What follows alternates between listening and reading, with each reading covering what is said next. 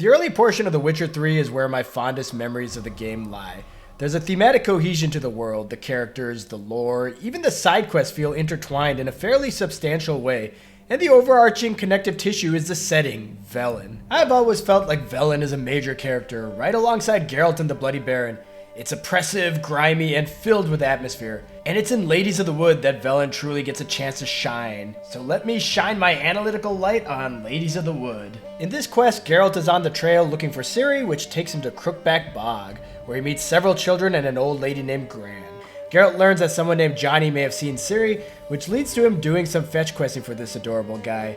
Johnny facilitates a meeting between our noble monster hunter and this much less noble mural made of human hair, which is where we first meet the titular Ladies of the Wood. They task Geralt with killing a spirit living under the Whispering Hillock, and Geralt must choose whether to kill this thing for the irrefutably evil ladies, or whether he trusts the tree/porcupine and releases it. Once he's done that, the ladies reveal their true form to Geralt, they spin a tale about how they tried to eat Ciri, and they vanish into the ether. And if that wasn't enough, Gran is revealed to be Anna Stringer, wife of the Bloody Baron. Ladies of the Wood feels like the culmination of Geralt's Velen vacation. Up till now, it's been this great atmospheric environment, but it's served as a backdrop. But it's in this quest where they absolutely drown you in Velen by sticking you in Crookback Bog, the most Velen-esque area that's ever Velened. And the quest doesn't just drown you, it also anchors you down with these monstrosities. The Crones are by far the most wretched and hideous creatures you encounter in the entire base game of The Witcher 3. Your initial meeting with them is through this otherworldly mural which is woven from human hair, with them speaking through the old lady Gran, who they have tortured into submission. And their method of hearing is apparently done through using all of these severed human ears that they've collected over the many years they have ruled this little pocket of Velen.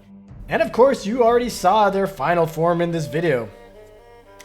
It's something. Special shout out to Weavis for having the honeycombed eye with the flies pouring out, to Wispus for having that necklace made out of ears, and for Brewis for having her breast basically fused to her clothing and pouring out of it. Like, she looks like Jason Voorhees' head in Jason Goes to Hell. And this is a step beyond the supernatural stuff we'd encountered so far in the game. Other than the Wild Hunt, I don't think any of the prior monsters would be considered purely evil. Some are tortured spirits, others behave like territorial animals, and still others are poor souls subjected to curses which forces them to undergo the most awful of transformations.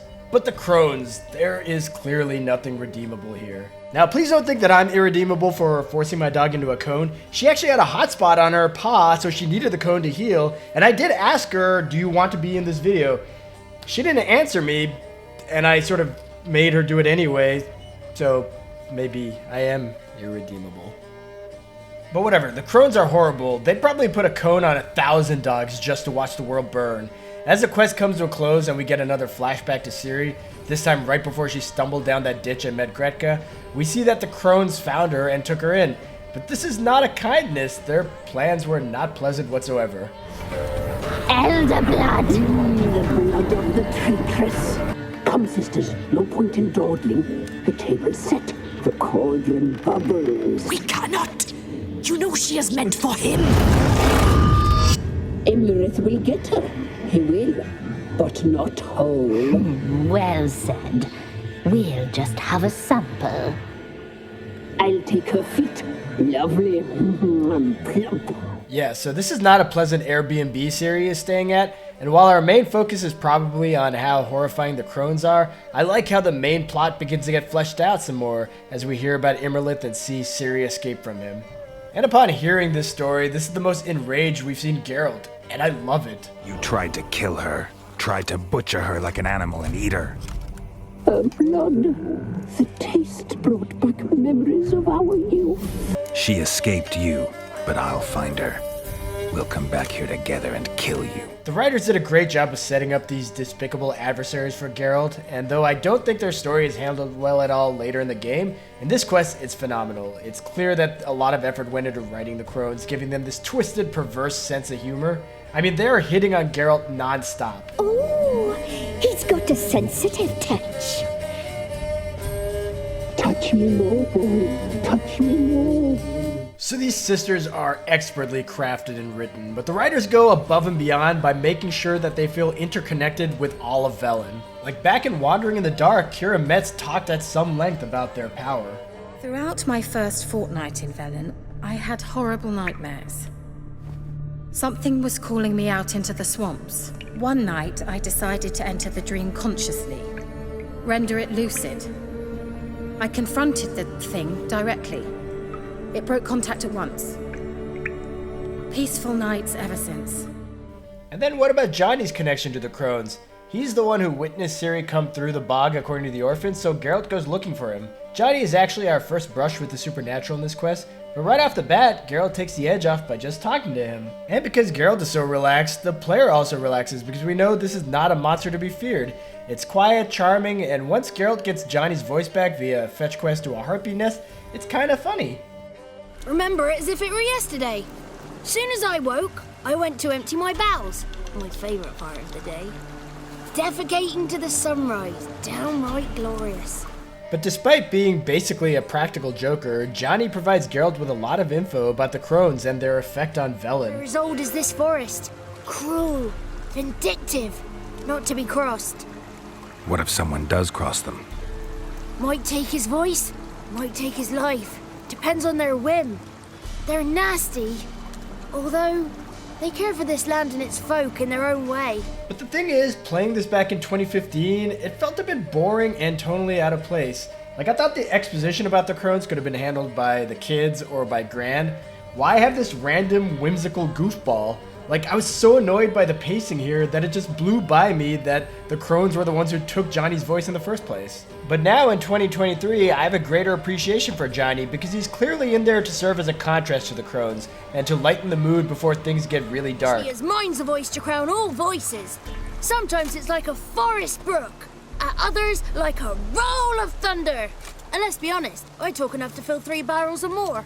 And I think this contrast works really well, because even if things are paced a bit strangely, there's a nice rhythm to how we transition from one section of the quest to the next. And I mean literally a rhythm, everyone has a song or a poem. When we're introduced to the kids, they are singing this lovely lullaby.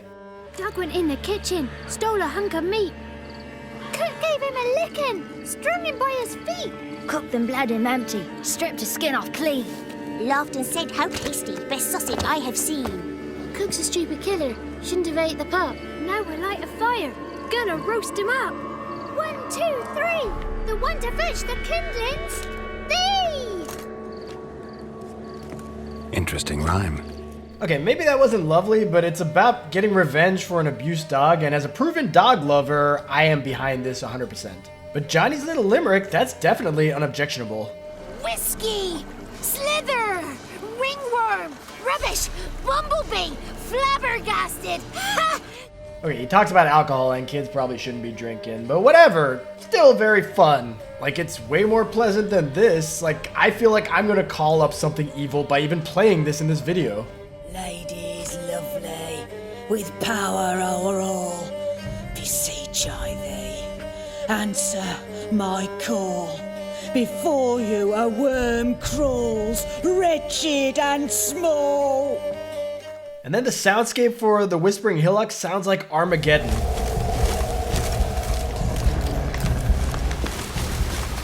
Like, this rhythm feels like something primordial has been unleashed. Like, all of the evil in Velen is bearing down on Geralt, and he doesn't realize it. Well, he probably does. There's a heartbeat. Someone else might not realize something. Like, someone oblivious to things that are happening. This heartbeat sound is coming from the spirit trapped under the ancient oak and is who the Crones tasked Geralt with destroying during that super unsettling conversation with the mural. The land is soaked in blood. Evil reigns stronger than ever before. A dark power has surfaced near Downwarren. It feeds on hatred and disdain. Destroy the beast, and we will be grateful. Tell you all we know about this ashen-haired maid. So it's apparent that Geralt has stumbled into a long-standing feud for Velen's soul between two horrific beings. And it's such a mind screw because the Crones calling something else evil is like me putting my dog in a cone for this video and then claiming to be a good dog dad. But I just want to reiterate that I am a great dog dad. I mean, look how happy she is here. And things get more muddled when the alderman in Downwarren kind of corroborates what the Crones are saying. The war awoke an ancient power. An evil one that feeds on bloodshed. Under the tree on the Whispering Hillock they lie. Unburied, all. Fathers, sons, daughters, and mothers. You must go there. The dark powers must be cast off.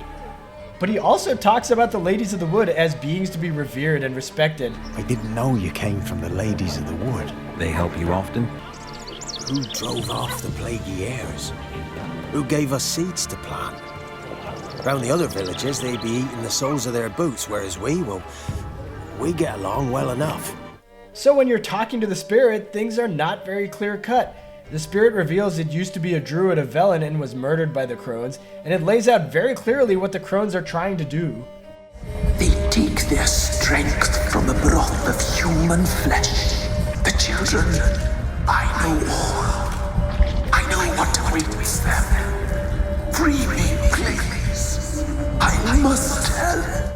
But even knowing that those kids may be in danger, how do you trust this thing? The children have been taken. Free me, please. I can be a gale, a gallop unchained. Yeah, that thing does not sound balanced. This choice is riveting and represents so much of what I love about The Witcher 3. This is not black and white. There is no clearly good option, no clearly bad option.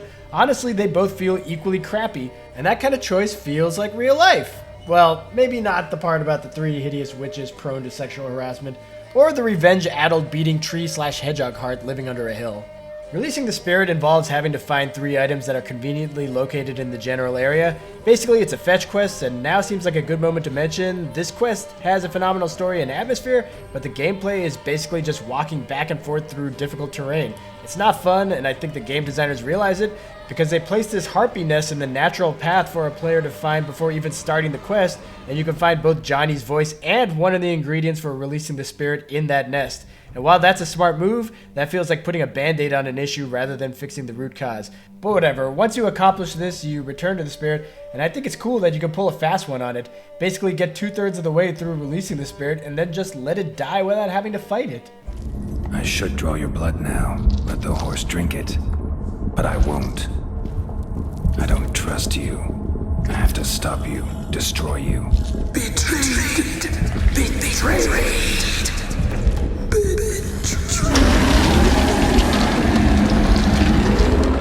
When choosing to go through with the ritual, the spirit's life force is transferred into this horse, which is now called Black Beauty. Black Beauty assures Geralt that they will save the children, and then gallops off majestically. Upon leaving the cave, the alderman is there, and he is not happy with Geralt's decision. Didn't have to fight anything or anyone. I simply freed the spirit. You did what? Freed the evil so it can prowl the world as it will? Did what had to be done. And if it returns? Ask the Ladies of the Wood to help. I like the characterization of Geralt here. It seems mean-spirited, but I think making the choice to release the spirit implies that he views the Crones as pure and obviously evil, no matter how much the alderman justifies what they do for the ladies. What the hell was that? 'Tis our pact. You're a stranger, you don't know life here. It's honest pay for their protection. So, all those ears in the woods. Put it out your mind, master. You soon be leaving and we must tarry on, our young'uns and their young'uns after 'em. But as of now, this decision doesn't seem too bad. Yeah, the alderman believes the spirit poses a very real threat to Velen, and the Crones are furious with Anna because they are bad bosses who blame their underlings for everything. We are forgiving creatures, but you allowed the children to escape. Your punishment must be harsh. Now silence! We must speak to the white-haired one. But the spirit was true to its word. The kids were saved. Maybe this was a good choice. Most of the ramifications you don't find out till a later quest, and I'm not going to spoil most of them. One of them, though, I am going to tell you right now. The villagers of Downwarren are wiped out. And this is awful, and kind of why I mentioned I enjoyed Geralt's characterization. As judgmental as he was, in the end, he made a devastating mistake. He released the spirit because he doesn't trust the Crones and wants to save the kids. But what ends up happening is he unknowingly trades one evil act for another. So how pleasant is the other choice? Well, I could try to pretend it's more pleasant, but let's just get it out of the way. The kids die. Yes, they are eaten by the Crones.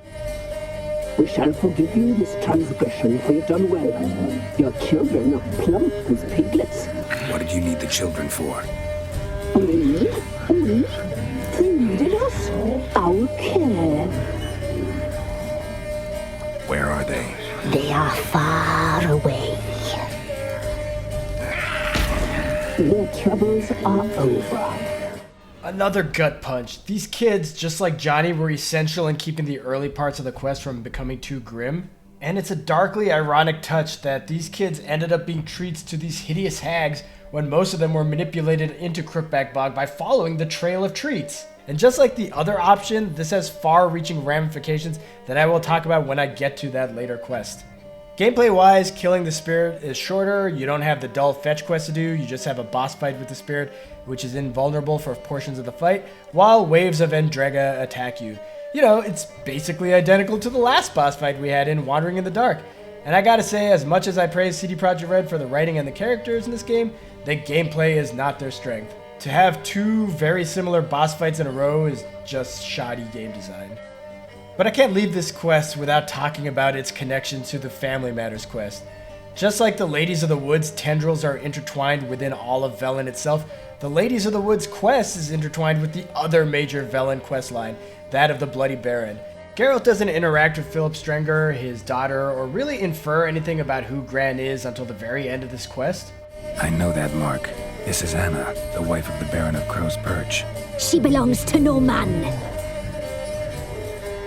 A fruit ripened in her womb. A fruit sprouted from seeds sown by a man she detested. We helped her. She agreed to serve. She bears the mark. She is ours. Man, it all connects so well. The mark on her hand that Tamara mentioned back in Family Matters, how Geralt was told that Anna was abducted by some monster and dragged into the woods, and the horrifying implication that Anna asked the Crones for help to get away from the Baron, and their form of help was to cause her miscarriage. It's all insane. And all the signs were there too. The writers were definitely making you think that Gran was one of the Crones early on in the quest, but they were also dropping in hints here or there about her true identity. Take this little bit of dialogue. Daughter? My dear, sweet little daughter and her sister. Where are they now? Maybe they've come to some harm? In retrospect, it's probably obvious that Gran is Anna Strenger, but I totally didn't notice it. And yet it's so well executed. The thematic cohesion here is so powerful. It makes so much sense that Anna ended up in the bog where she watches over the orphans. As frayed as her mind has become after going through so much trauma, she is reclaiming her motherhood. And that's why her story is so tragic, regardless of the choice of how to handle the spirit. The kids either die, and obviously she's wrecked by this, but should the spirit save the children, she is still inconsolable. They never wanted to flee. They liked it here. They played. So despite Geralt's best intentions, Anna's suffering continues unabated as two seemingly disparate Velen storylines are weaved into one cohesive whole. And that story doesn't even end here, but I think it's clear from the Bloody Baron's summary that this tale steeped in the rot of Velen has no happy ending. Should have acted earlier. Taken them all from this damned Velen. In this hole. This reesty mire. Nothing could go right here. And let me sum things up with this horrifying choice befitting of Velen. Do you like and subscribe to my channel and make me happy? Or do you not and make me sad? Regardless of how that choice turns out, I am going to take a little bit of a break from The Witcher 3. I love this game. I do plan on finishing this video series, even if it takes me more than a year or so. But I will be getting back to these around Halloween. Hope that doesn't bother you guys too much. Put it out your mind, Master. You soon be leaving and we must tarry on, our young'uns and their young'uns after 'em. Wow, thanks, Alderman, but I think you missed my point. I said I'll be back in about a month, so get a grip.